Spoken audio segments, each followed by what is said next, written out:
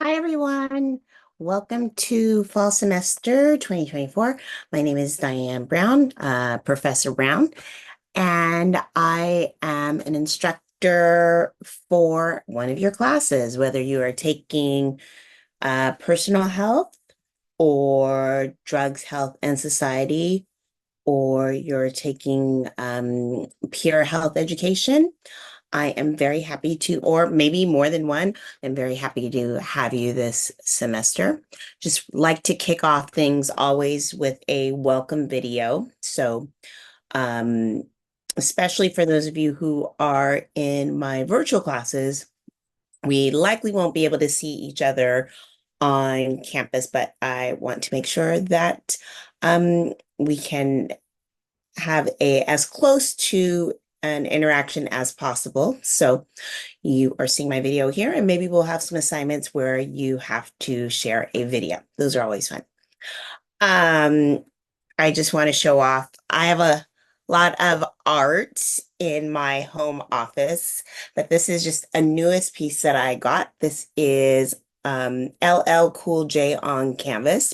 So for those of you who aren't familiar with 80s hip hop and 90s and 2000s, but LL Cool J is considered a pioneer in hip hop. And I'm also a writer, so I'm currently working on my next book, and it integrates a little bit of hip hop, and LL Cool J might show up in there. So why am I telling you this? Because since you are watching this video, you will know the answer to an extra credit question that I'm going to have available on campus. So you can start the semester off by not only taking the syllabus quiz, which I'm asking everyone to do, but there's also going to be a bonus extra credit question. So if you don't remember the name of the hip hop artist I just said, he's also very well known now as an actor. He's from Queens. So we'll just rewind this and write down his name.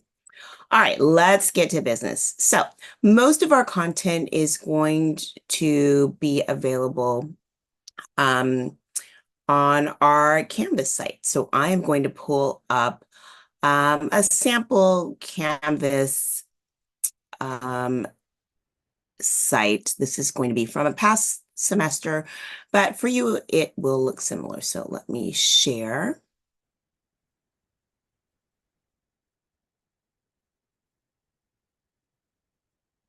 Okay, so now I am sharing my desktop. Hopefully you can see it. So your classroom on Canvas should look something like this.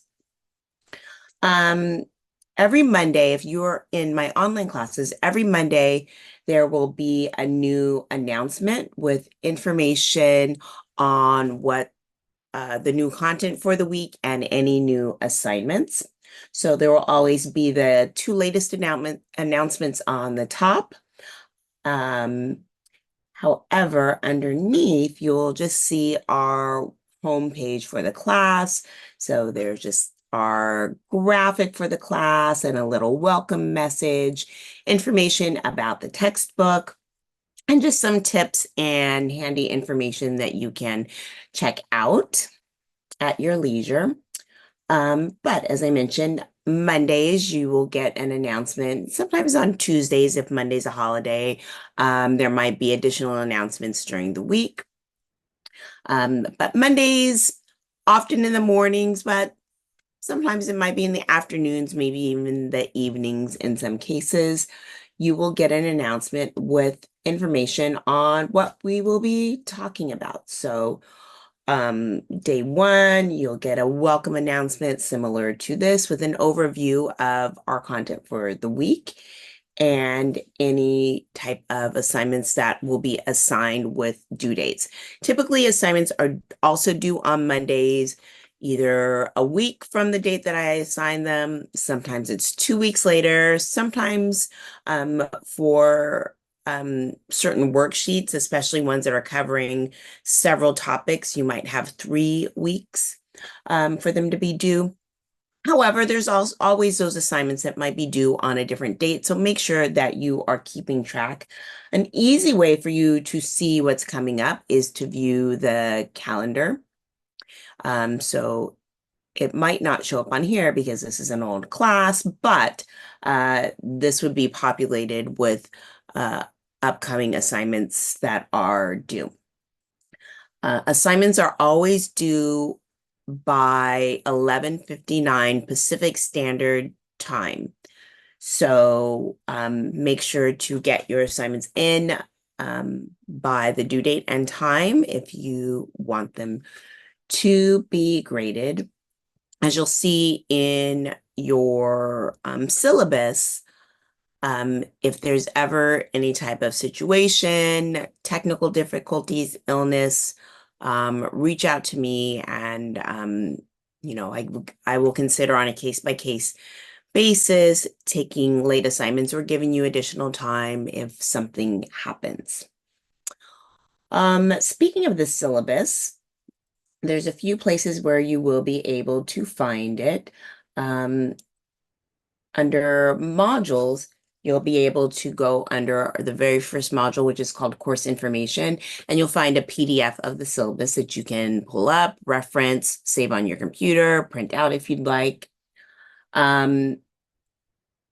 Depending upon if I get it done, this might take me a couple of days, but I will also cut and paste the contents of my syllabus into the syllabus link here. And so that information will all be here for you. And the good thing about this will automatically populate with upcoming assignments and due dates. So another way to check and see what assignments are due and when. So one other thing I'll talk about is I do have what I call student hours. Other professors might call them office hours, essentially the same thing, but I call them student hours because office hours just sounds very corporate. These are really times set aside for you to ask questions about the course, any content that you want clarification on, questions that you have, if you want to better prepare yourself for a test, or you have thoughts or want to get a better understanding of the student project. That is a time for you to get those questions answered or to talk to me. You can also come into student hours if you are interested in public health as a major, or maybe maybe you are not quite sure what you want to do and you want to talk through some things. As a professor, that's what I'm here for. So definitely take advantage of student hours.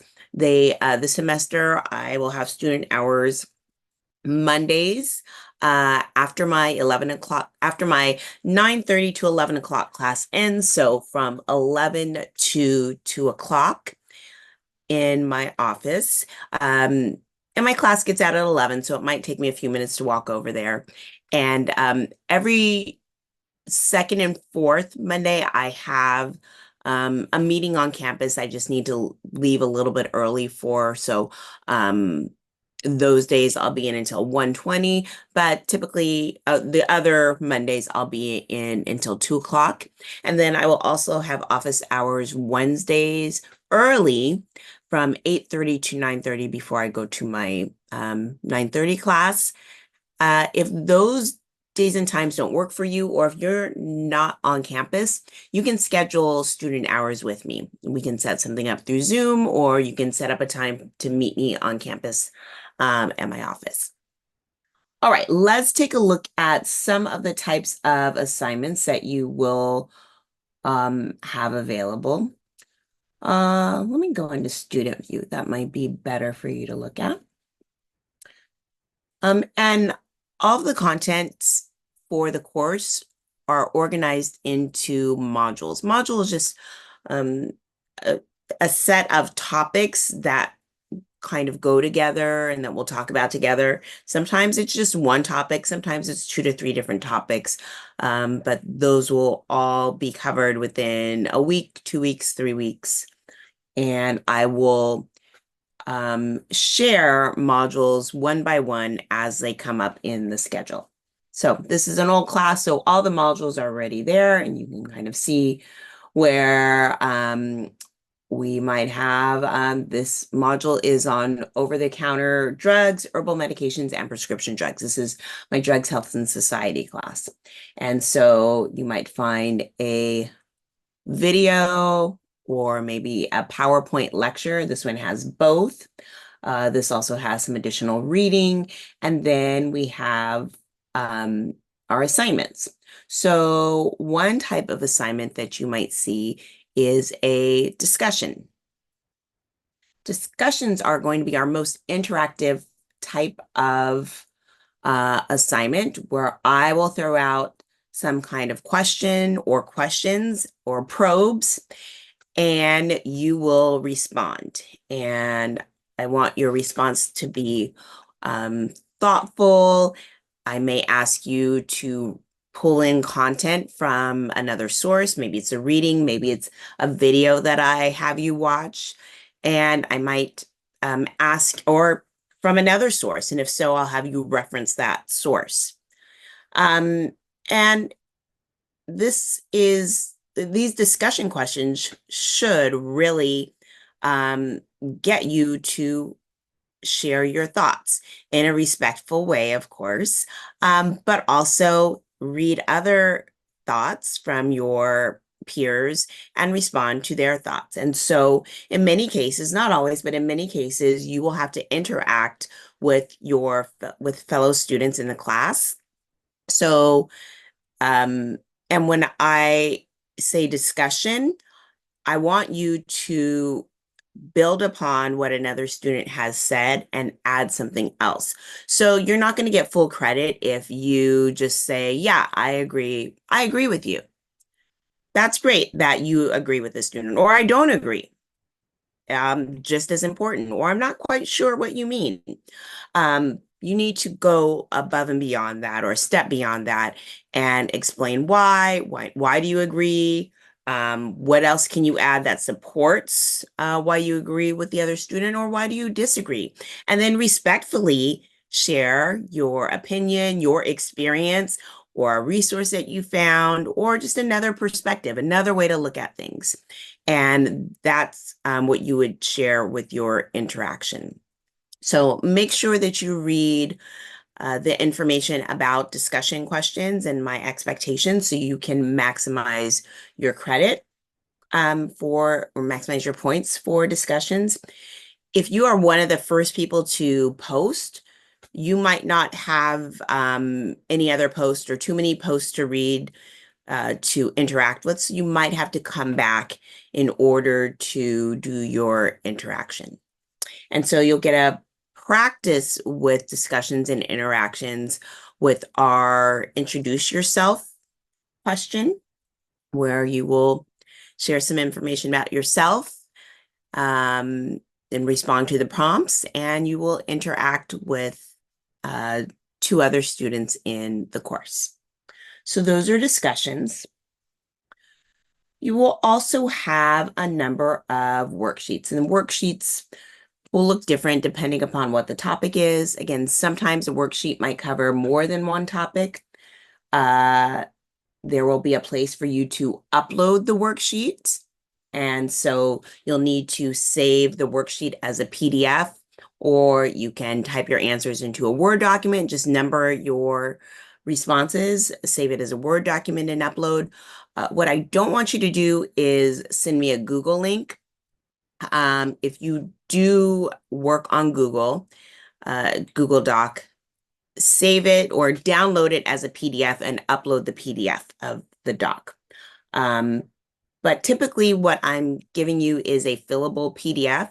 So if you're able to just fill out the PDF and save it, make sure that your responses have saved when you upload. You can also enter your responses into a text box. Let me show you that real quick. So if you say start assignment, so you can upload the file, the PDF or the Word document only, or you can go to text entry and enter the text here. Okay, these are going to be the two ways that I will accept documents. If I figure out a better way, if I get my LTI for Google Drive working or OneDrive, I will let you know. I just haven't had much luck with those interfaces, and it's just always a challenge. So I prefer just PDF or Word or text entry. And this is what a worksheet might look like. Again, depends upon what class you're in. But yeah, it might be some matching, some true and false, some short answers and fill-ins. So those are worksheets. We will have quizzes in most of the classes. And quizzes are just quick 10 to 13, 14 question exams that just has you resonate on content that we've just recently covered. I don't allow students to make up quizzes. However, I will drop the lowest quiz score. So if you, for some reason, you forget to take a quiz or you're not able to take it or you score very low, that quiz score will be dropped, and then I'll only count your highest quiz scores. There's also a midterm and a final exam. The final is not cumulative. It'll just focus on the last half of the course. However, some of the content that we have in the last half of the course builds off of content that we've started with. So in that sense, you can't just forget everything that we talked about in the first half of the course, but the focus is on the new content that we'll cover at the midway point. Let's see what else we have. There will be opportunities for extra credit.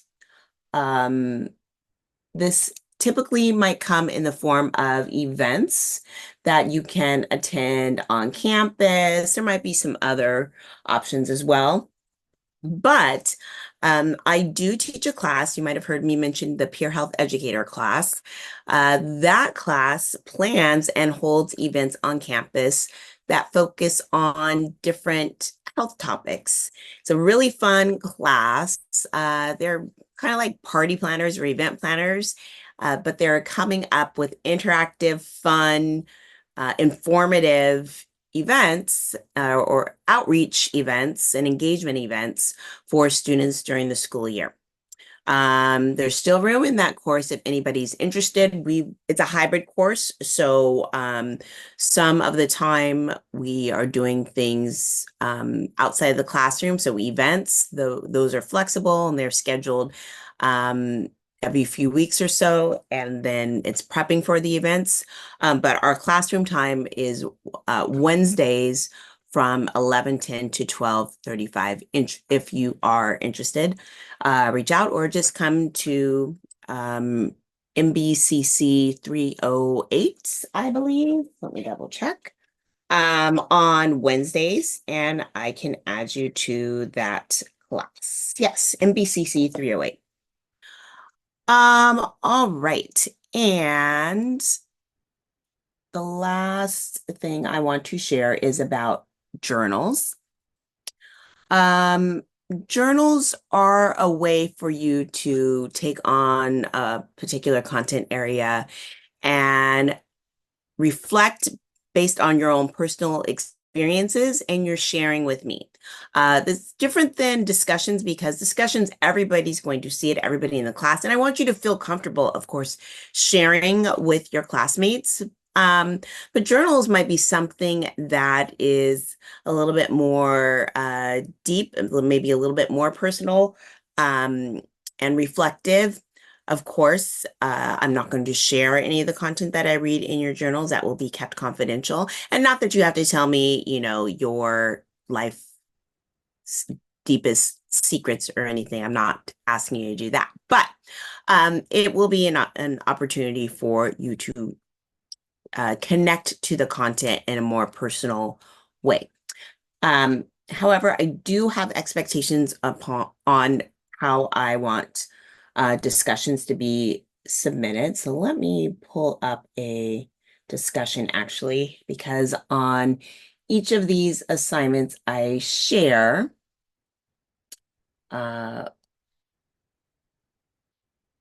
what I want for journals. So journals need to be at least one full page, up to two. No heading at the top of the page, because everything that you would put on a heading, Canvas already tells me. I already know whose assignment it is. I know the date it was submitted. I know what the topic is. I know all of those things. If you want to put your name on it, I'm fine with that. But nothing else needed at the top. No larger than 12-point font, 1-inch margins, double spaced. Limit the use of bullets or journals. And journals should just be like a free-flowing essay, just like you might write in your diary or a personal journal. Right? So it's not a list. It's not graphics. It's not links. It is an essay that you are writing, and you are using personal pronouns. You're saying, I believe, I feel, this happened to me, or this is what I think about the content, or in my opinion. All of those are what I would expect to see in a journal. Make sure to proofread your work. Check for spelling errors and use proper grammar. And please make sure that it is your original work. Make sure that it is not AI. I want to hear from you. I don't want to hear from what Microsoft thinks or whatever AI generator thinks. I want to hear from you. So this is my way to get to know you over the semester. So I have a few examples that I'll just share very quickly about or some what I would like to see with journals. So this journal, you can already see, is not long enough. It's not a full page, right? If we take out this heading, it's really only about half of a page. And this is just a way to standardize it to make sure that everybody is responding to the prompts and really being thoughtful. So I don't need this heading again, and it needs to go all the way to the bottom. That would be a full page. Let's look at another one. All right, this one. This one looks a little better. We have more there's no heading, which is what I want to see. I mean, there's one heading, but it's just one line, which is fine. And we're almost to the bottom. However, I want this to flow just like a journal. And so you don't have to don't number each question, don't break down each question or have a heading for each question that I ask as prompts. Possibly in other assignments that will be fine, like your project. But for this, it should just be an essay. So I shouldn't see numbering, question numbering or breakdown like this.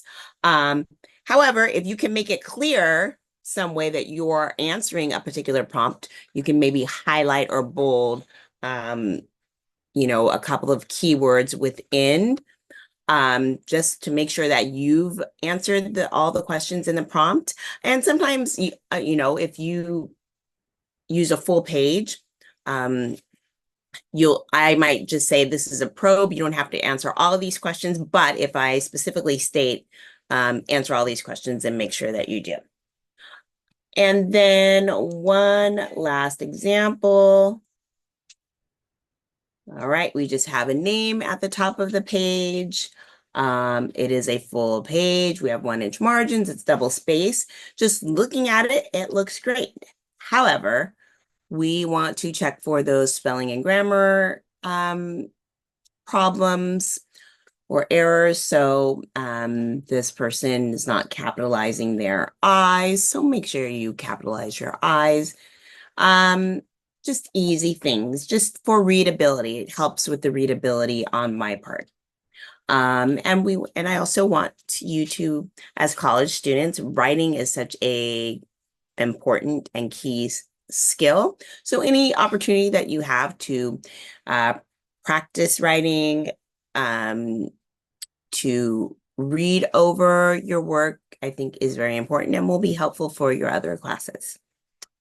All right, I believe that is all that I have. So again, I look forward to getting to know you all. Hopefully, I will see some of you during the semester and enjoy the first week of classes. All right, bye-bye.